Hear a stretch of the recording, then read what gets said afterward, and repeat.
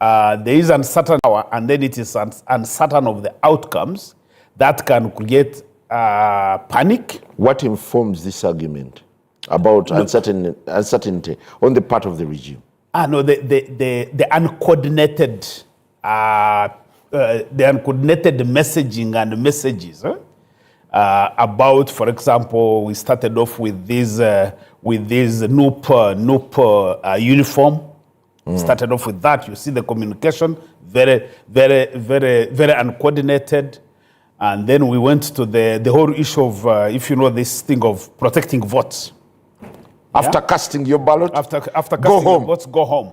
And you know it came from, I think my first time to hear of it was from this lady called Narweiso, and then it went to Muhozi, and then it went to Byabakama.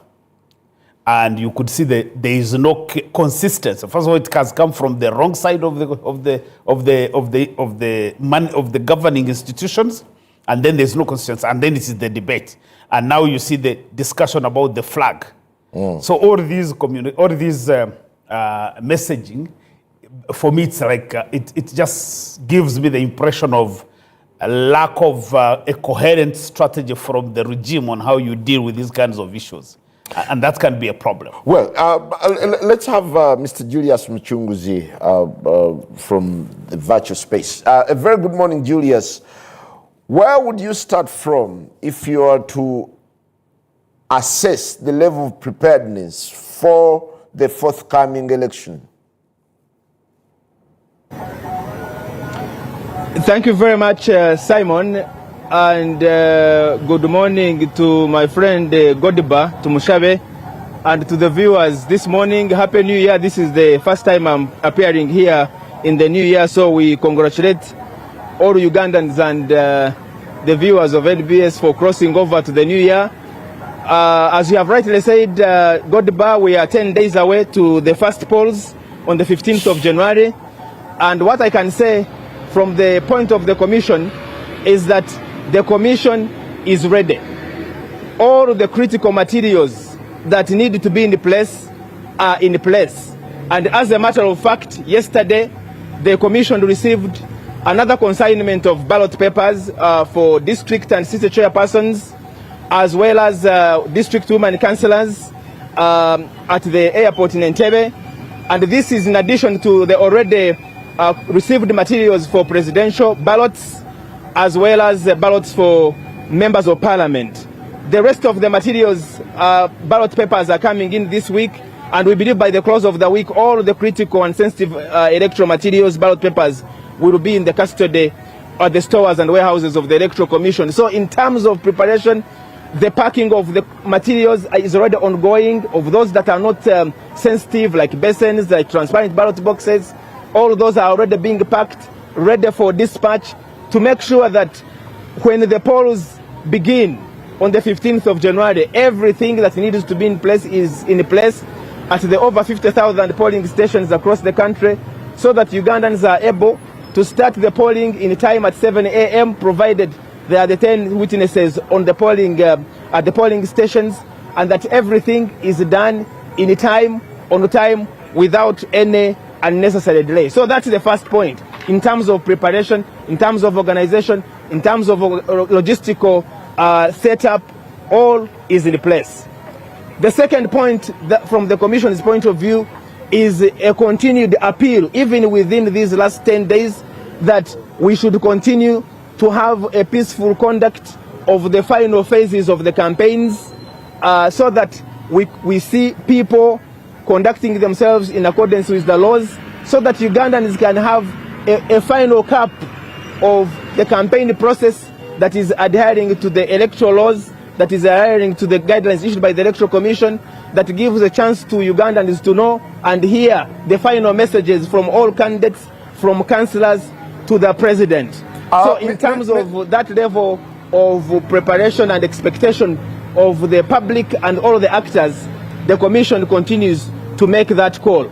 We have seen a good conduct in the last few days. We want this final lap to also continue to have a peaceful conduct, so that nothing comes in to interrupt the peaceful electoral process that Ugandans want very much. Well, Mr. Muchunguzi, what seems to be looming large are the security threats and pronouncements.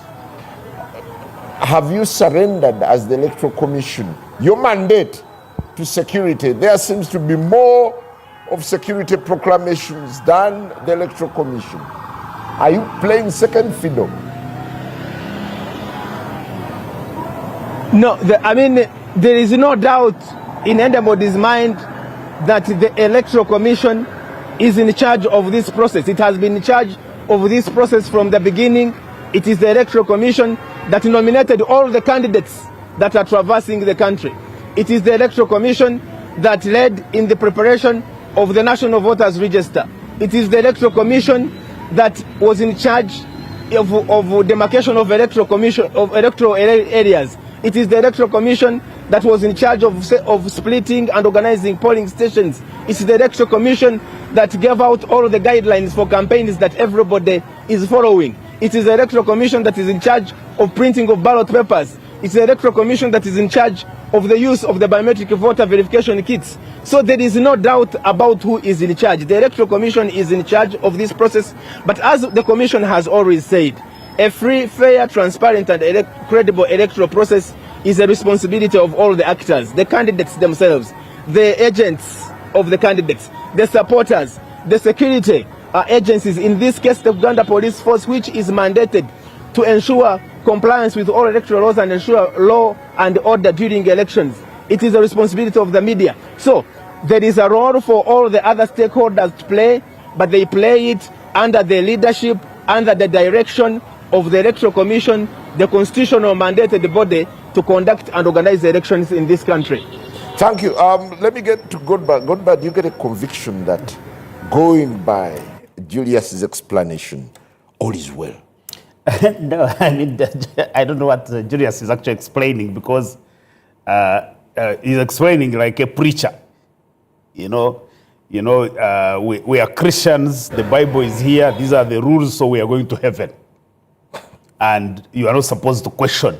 I think you're being cynical. No, seriously, the way he's describing. So, let me put it this way, that an election is a process. It's not an event. It's a process. One, it starts off with, if you wanted to understand this election now, you have to look at the previous, the precedents to previous elections.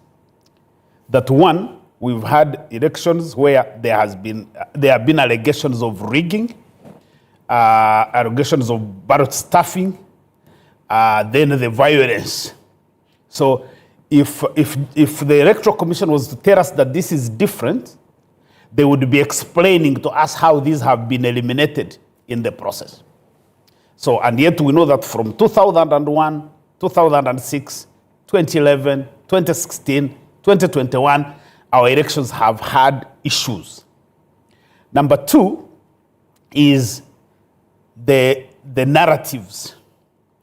For me, the most important narrative for this election and the previous one is where the president of this country, who is also the commander-in-chief, has consistently talked about the Electoral Commission, about stealing his votes. If you remember, after I think it was a by-election of that led into the election of Brendan Abukenya in Ruwero. 2011. Yes. President Museveni wrote a very long missive explaining how his votes, the NRM votes, were stolen, how his candidate was rigged out. And the Electoral Commission never responded, and even him, as president, he could not take action. But the most instructive right now is that over the last about 3 years now, President Museveni has said 2021, his votes were stolen. He started with a number of 1 million. Good, but do you think this is critical for now? It is very critical because, you see, when you have a president of a country, I don't know whether you guys understand what being a president is. If you have a president of a country who goes who goes to the public and says, my votes were stolen And that's been cured with biometrics. 1 million, wait a moment, 1 million, then he went to 2 million. The last time he said 2.7 million. It basically shows you the brokenness of the process itself. Because by the time the president says his votes were stolen and then he's not able to take action, the same people who organized the 2021 elections are the same people organizing the 2026 elections. So that's an institution that is not capable of organizing. The president, in the same vein, talks about the panacea to rigging. He says, we have biometric machines. So this is the point. So the president says, we are going to use biometric machines. I've said here before that for me, I'm curious that it is the president who started by talking about biometric machines and not the Electoral Commission.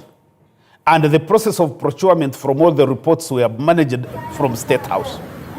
And therefore, the president is also a directly interested party as a candidate. And remember that even when you hear Julius, nobody has explained how these biometric machines work. How should we trust them? Who is the independent entity that has verified this mechanism? Why should we trust that the Electoral Commission is managing these machines when everybody, including the president, has said the Electoral Commission has presided over a process where votes have been stolen? Why should we? You want Julius to come in. Julius, how are you taking in all these reservations? I want to come in. Yes. So let me, I agree with the Godiba that an election is a process, and indeed it is a process, and the process where we are now is a result of the various steps that have been completed along the roadmap that the Electoral Commission released, from the organization of polling stations, the demarcation of electoral areas, to the update of the National Voters Register, the nomination exercises, and the campaigns that were in. There have been complaints, there have been issues raised, and as Godiba knows, every election